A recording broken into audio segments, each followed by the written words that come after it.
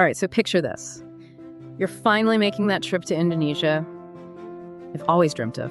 Temples, beaches, the works.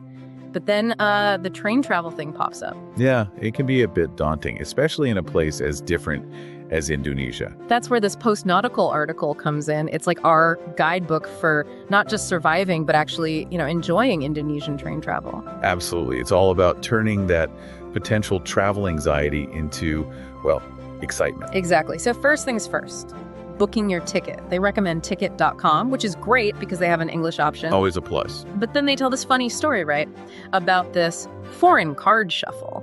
Yes, that's a good one. It's almost like a rite of passage for travelers there. Like you think you're all set to book and then bam, credit card woes. It's because they take online security seriously, which is good.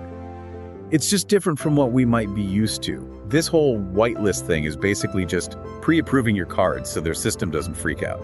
And you do all this through their live chat, which I found surprising. Right, but it actually makes perfect sense. In Southeast Asia, they're big on that direct, real-time customer support. So instead of getting lost in some automated phone system, you can just message them directly. Exactly. They're there to help. Yeah. Even if you need to bust out Google Translate. Which, let's be honest, we probably all will at some point. Oh, absolutely. Okay, so tickets booked, credit card drama averted. Now we're at the train station. And the article describes it as, like, organized chaos. Yes. And this is where knowing your specific station is key. Because unlike, say, airports that are usually on the outskirts, Indonesian train stations are often right in the thick of things. Which, I mean, think about it. You step off the train and boom, you're right in the heart of the action. It's exhilarating.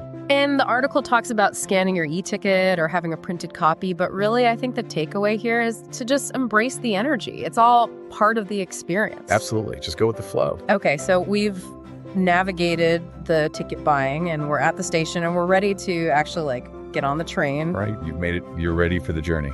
The article had some, I thought, really interesting tips about what to pack in your bag. Yes, it really emphasized packing snacks and drinks. Yeah. Because while they mentioned that there might be food trolleys, how reliable those are, that can be a little bit hit or miss. I mean, it makes sense, right? You don't want to be stuck there with, rumbling stomach. Absolutely. Speaking of essential supplies, the article mentioned getting a local SIM card. Oh, yes. So important. Especially if you're planning to use ride-hailing apps like GoCar, which they recommend. Okay, so I have to admit, this next part made me laugh. Dimming the lights for sleeping? Yeah, that is not really a thing on Indonesian trains, apparently. Really? Yeah, according to the article. Another good cultural difference to keep in mind. Right. You might not be getting that, lights out, quiet time that you might be used to on other train journeys. Mm-hmm. Yeah. So the article also mentioned, cell service might be spotty and just in general, it's a train full of people. Of course. So it's going to be a lively experience. Exactly. It's a very much I think, a very immersive sensory experience. Yeah. Being on a train in another country. Which, I mean, isn't that part of the fun of it?